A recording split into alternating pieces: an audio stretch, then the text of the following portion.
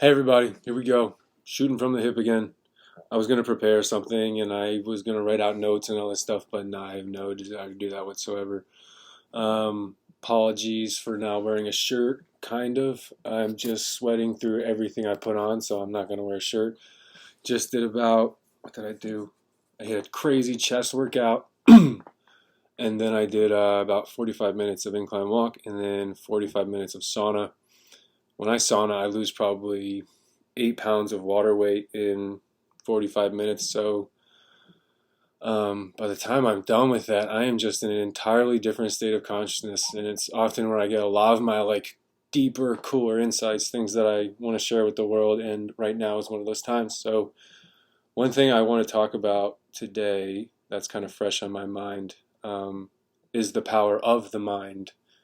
Over the past 5, 6, 7 years, I've been experiencing pretty crazy synchronicities to the point where, and I joke on my Twitter, to the point where it almost like I've questioned if I'm schizophrenic, just because it's like, is this real? Is this really happening, or am I just in an alternate reality that no one else could perceive along with me? But lo and behold, it's all real. My awareness picks up on patterns, and it has nothing to do with being mentally ill. It's just, I believe that as we align heart and mind, which another way of seeing that is as we let go of the identity that we had formed for our mind, the ego, when we start to let go of the ego that we developed in our unconscious period of living, which for most people is, I think, their whole lives. For a lot of people, it's half their lives. And for a select few, it's something that you realize early on. But as you let go of that identity that you'd created in the unconscious, the real you starts to show. I believe all of us have this, I don't even like calling it a self, that's another idea, but this wakefulness, this vital you that doesn't need an identity and which shines through on occasion before you start stepping into this world that we're talking about now, where you become conscious of these things in yourself. Most people experience their real self, their true self, in glimpses. Because as Adyashanti once said, we all think ourselves out of enlightenment. So we're all naturally enlightened, which just means to be the real you. We are all naturally our real truth and unconditioned selves, but we're born into a world where it's seemingly unnatural to be your unconditioned self, and we program our minds with false beliefs that separate us from that true nature. So yeah, as I've been on this journey of waking up, of I like to call it becoming aware of being aware, becoming aware of your own awareness, rather than your awareness being sort of superimposing a false identity over your awareness to the point where you then see through this false lens, and when there's a falsity over the otherwise clear lens of your awareness, what you don't realize is that when you peer through that false lens, almost like a colored dye has been poured over the otherwise clear lens of awareness. When that's happened, what you don't realize is that what you then are seeking out in the world is the clear you. So we superimpose these false beliefs over clear consciousness, and then we go out into a world looking for ourselves, and that's most people. But there's a way out. But anyway, I'll save that for another video. But right now, I want to talk about the power of the mind. And one thing that's just become extremely clear to me over the years is the mind is the most powerful thing in existence. And obviously it is. Where does everything come from? Us. We create everything, whether it's the literal thing we create or our thoughts about what we see, our perceptions. It's all of the mind. Everything begins in the internal world and then comes out to the external world. So first everything starts within and then it comes outward. Whereas the mind is sort of within. It's what we are. So Yeah, so going back to the synchronicities, man, it's been something that has been so powerful in my life that it's just kind of forced me to step onto a different kind of path, where I start the kind of Twitter account that I do, and I start surrounding myself with the people that I do, and I start talking about the things that I do: spiritual awakening, the power of the mind, um, enlightenment, all these things. But I think something that's helpful would be to talk about how we can align ourselves in order to tap into our most powerful mind. Um, I have two methods that I'm going to share. The first is more obvious than the latter. First one's just meditation. So I want to talk about meditation for a little while. Like, I think a lot of people misunderstand meditation, as I did for the first several years of my life, because you only find meditation when you need it, and then when you find it, of course you're gonna overlook the proper way to do it again and again and again. But why? How do you know that's gonna happen? Because you found meditation for a reason. You needed it. You needed it to heal. So as you first start meditating, you're gonna start to become aware of your tendencies to um, not really be able to focus, not really be able to let go in those moments of your ego, of the tendency to attach to what you're doing, of the tendency to think you're doing whatever it is you're doing. Like, those thoughts are so unnecessary. When I'm playing piano, do I really need to think about the fact that this I is doing it? No, I just do it. It's flow. So similarly in meditation, um, like, how do you meditate? What is true meditation? It's a letting go of thinking you're doing anything. It's a letting go of attachment to all thought whatsoever, including the thought of you. But it also, one of the hardest things to do is to let go of the idea that you are meditating, that you are doing a meditation. Because the reality is there is no doer. All of this is just happening, and the idea of someone named me doing it is just another idea. So it's kind of, that thought can be kind of freaky to analyze, but it is the truth. Um, so so when we sit down and meditate, it's just, you just have to get to a really quiet inner place. And one way to do that is to not give a fuck. I think there's so much power in really not giving a fuck. Not in a way where you're like apathetic, but where you recognize, dude, we all learn to attach ourselves to things that just don't matter. We are all going to die one day. I think that's a great reminder. Back in the day, maybe even today, a lot of monks were known for having a human skull on their desk where they'd sit and do work throughout the day, just as a constant reminder that we're all going to die one day. Everything's already dead, and it's all just we're all just here for a mission of being who we really are before we pass away. I really believe that. So to do that, you just sit by yourself. I don't care if you're standing, you do you, but on the inside, it's just a complete letting go. Um, I think a lot of people have to hit a point of just like extreme suffering or just extreme exhaustion, and then they just say, all right, whatever, I'm just going to give this a shot, whatever these people are doing called meditation. And then you kind of radically embrace the letting go of these tendencies of mindful grasping at what you've been. Our tendency that we build throughout life is to use the mind to then grasp at what we're doing. I am doing this. I am doing this. It's all egoic. When in reality, if you really want to tap into profound clarity and a meditative existence, that tendency has to be seen through.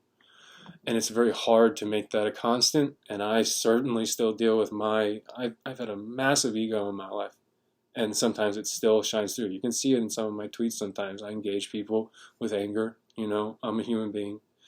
Um, but I do, at this point, pretty much on call, once I realize it, that I'm acting out or whatever, or I'm not in clarity, I can just slow down and get there. So yeah, I just wanted to share those thoughts about meditation, just because I think it can kind of help people just sort of reframe their perception of what meditation really is. There's no doing of the meditation, and this is good news. And once you really understand it, it's going to lead to a profound peace, a profound calm, where the otherwise constantly churning mind and all its narratives, the mind is so clever, and its ability to grab your attention is so incredible. And so many of us have just been dealing with that for decades. And then eventually you start to realize what's going on, and you start to consciously recognize an avenue for peace. And what is that avenue? It's always letting go. Even conquerors, these guys, Genghis Khan, these guys who take over the world, the highest testosterone you can imagine, after they'd conquered somebody, they'd find peace through what? A letting go. A letting go of responsibility, a letting go of their attachment to war, a letting go of all this high energy stuff. Finally, they're back into who they really are at the end of the day. So go find some quiet. Stop giving a fuck like you have in the past. If people think you're silly for meditating, recognize that they are just in it right now. They're immersed in the matrix, and they're not able to recognize the power in meditation and why it's so powerful. They don't yet recognize the importance of being able to fall back into yourself, who you really are. So hope that helps someone. And then the second practice, I just mentioned that I think a lot of people don't really tap into the meditative state until they're exhausted, as I can relate to. I guess that's something else I should talk about. So another way to tap into the meditative state is through physical exhaustion. A lot of times physical exhaustion is tied to mindful exhaustion. You work out really hard, you don't even want to think anymore. You don't have any energy at the end of an intense workout to even think. So that's why you see, if you follow my Twitter, you'll see sometimes what I do. It's been named the Dre Walk at this point, because I'm Dre and I love to walk up a freaking hill like Sisyphus, bro. I'll just go. I'll go until I have nothing left. Nothing can get me to stop. I started doing that when I was 300 pounds, when I first started my journey of losing weight, and it started with 30 minutes, then it became 40 minutes, and then 15 an hour on the way up. Now I can go for 2 hours straight at a 15% incline. That's like almost 2,000 calories for someone of my body weight and muscle mass. So yeah, I definitely have basically taught myself how to tap into that Terminator mindset, at least physically, where I'll just go. And there's a reason that I got so hooked on that. It's because the longer I'd go, the more exhausted I would be. I would step off the treadmill, and it would be so simple for me to let go. I had nothing to hold on to, because my otherwise extremely powerful ego, whenever I had even the littlest bit of energy, I would hold on to something. And ultimately that's always like a cope for something deeper, but that was just who I was. And I just started to realize that through extreme exhaustion, which not only felt great for other reasons, like I was healing my body, I was burning fat like a monster, but I believe I'm here incarnated for a more spiritual reason, and so the priority for me always has been finding peace, really letting go of that egocentric world, because it was starting to drive me crazy. I think the fact that I'm a musician and I could sit down and tap into that meditative state also whenever I play piano just gave me glimpses throughout my life of a peace that was possible. So thank God for music. And it's kind of funny, people say they look back at tattoos they've gotten in their youth and they realize like a deeper reason for them. Well, I have one tattoo on my back that says Favente Deo, which means by the favor of God. And then I also have a music note. So I really do believe that music kind of saved my life in a way. Yeah, I do want to advise people, and again, or I should state, this is not medical advice on any level whatsoever. I don't want you guys to hurt yourselves at all, but I want you to take this sort of nugget of wisdom that I've discovered through my life, where when you get into the gym and you push yourself like no other, like who cares what everyone else is doing in the gym? Who cares what you look like? Who cares? Obviously, if your body hurts, you got to be aware of that. That's your responsibility, taking care of your body and your health. But in terms of awakening your spirit, one way to get there, one way to begin the process is through extreme physical exertion, Because at the end of those workouts, like I've said, there's no more energy for you to keep making mistakes. You have no fuel. It's inevitable for you to sit with who you really are in those moments. Don't let yourself fall asleep. Don't pass out. Sit there, drink water, get some salt and nutrients in you, but um, push yourself, bro. Work out hard and then sit there and tap in. Because those are just, I think, little ways, day after day after day. If you're able to do that enough, not only will you end up looking like a monster, be jacked out of your mind if you're working out hard enough, but also you will be tapping into a mindfulness, like a clarity that is, it's special, it's calm, it's unusual in this world. I really believe that. And if you don't have the time to work out like that, find a damn sauna. Do it. Please trust me.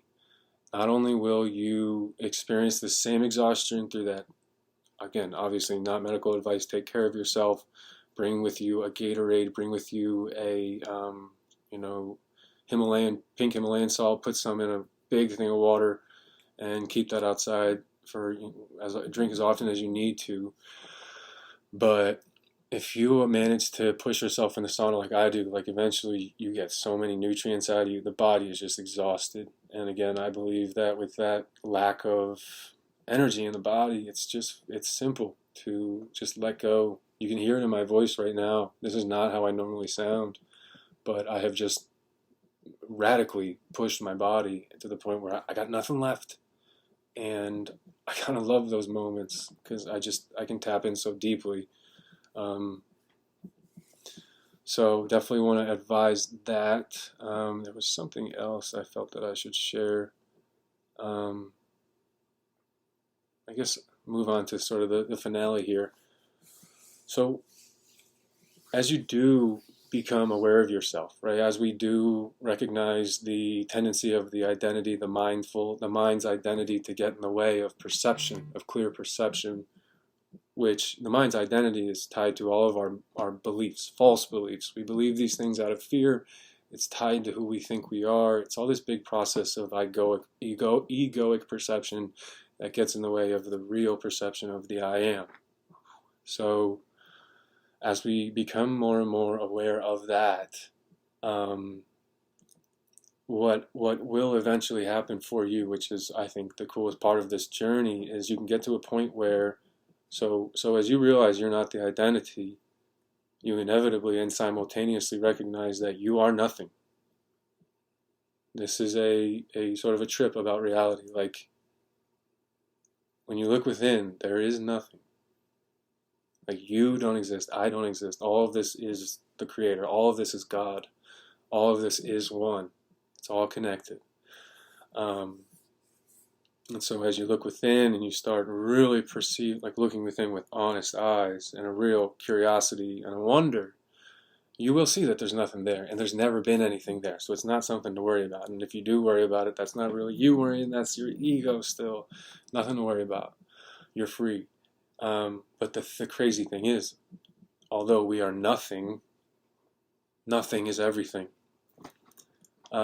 So everything that exists, every being out there, everything that exists is nothing. Because if the ego is an illusion, the ego is what represents individualized consciousness, and only to individualized consciousness are there things, but there is no real individual. So all this idea of things is, again, just an idea. So, okay, so we have the ability to create idea from nothing. So I am nothing. I'm not Trey, really. That's just for convenience, and that's how I've gotten to kind of know myself and like to share myself with the world. That's not literally who or what I am. I am nothing. I am freedom. I am free. I am pure. I am God. I'm fragmented from the one.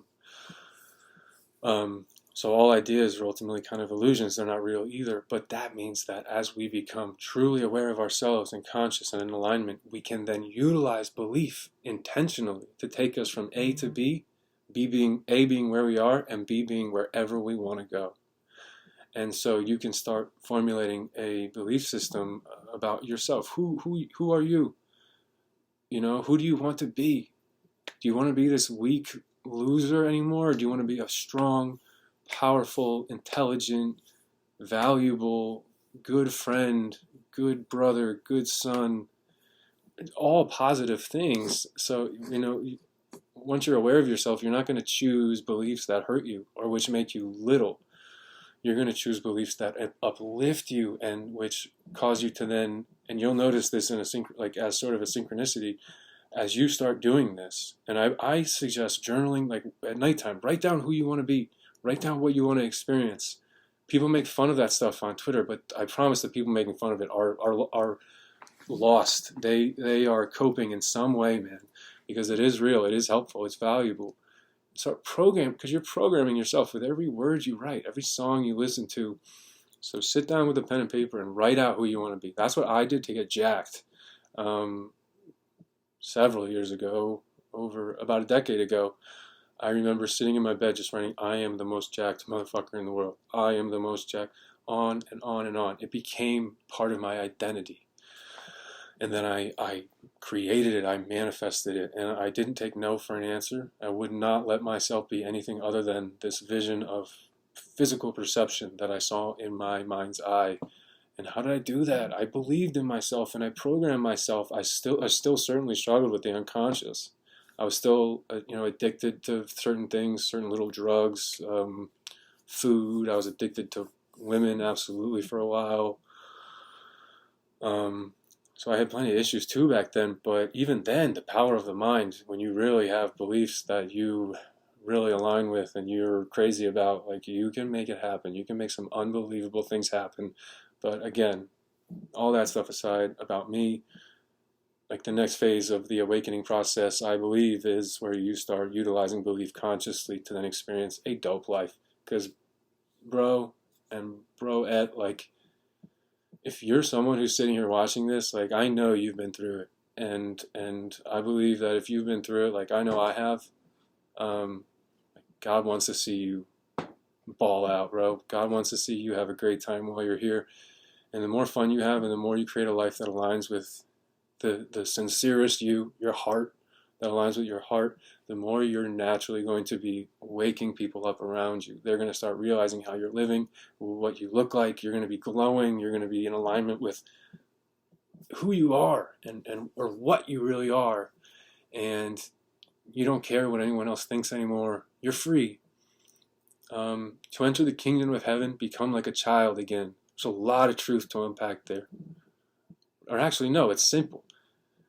To live the life we all want to, we just have to tap back into the childlike wonder, which is absolutely tied to the letting go of the you that you really aren't, of the ego, of the false self. So yeah, the reason I do what I do is because I wish I had somebody I could relate to talking about these things back in the day, and I've put myself through a lot to be able to even understand these things and talk this way with conviction about these things. So it only makes sense for me to share them. And I just love sitting here and doing it in videos at the end of my days. So, and one thing also, I want you guys to be fired up when you listen to this, because you should be. Life is so much more in your control than you allow yourself to realize. And of course, I'm just sort of speaking to myself. I don't know who's watching this on the other side, but I have a feeling in my gut that that's true about the majority of people who watch this. And one dream I do have is starting my own, like, online community, whatever you want to call it, of people who understand these things that I'm talking about right now. Because can you imagine the power of a group of human beings who really are tapped into this stuff, and who, we stop comparing ourselves to not only each other in the group, but the world outside of it? That's a real unit. And what is it a unit? What are we all attached to each other by? Love, because we truly finally love ourselves when we've gotten out of our own way through the meditation, through the exercise, whatever practice you have to do to get past the mind, the trap of the mind, to really think you are your thoughts in a way that isn't true and is coming from the unconscious. So as you start stepping into the throne of your existence, aka who and what you really are, what I'll say is, as I start making more videos and I start recognizing the size of of how many people are watching and the potential that's out there, I absolutely am going to put time and effort and some serious energy into creating a community of like-minded folks. Who knows what we would do with it? But I just want to share that sort of as not only a bit of inspiration, but just like a little fire in your gut. Like, times are changing and the future is amazing, and we're alive for the greatest time ever. Um, and as you continue doing the work, you're only going to find more like-minded people. I promise you that. I've seen it myself, and here I am telling you that I'm planning to eventually create a place for you to be, to link up with like-minded folks through love and intention and consciousness. So that's enough for me today, a video on the power of mind. Hope you enjoyed it. Please share, like, and subscribe. Never thought I would ever say that, but here I am doing it. Thank you guys so much for your time, and hopefully see you within another few days.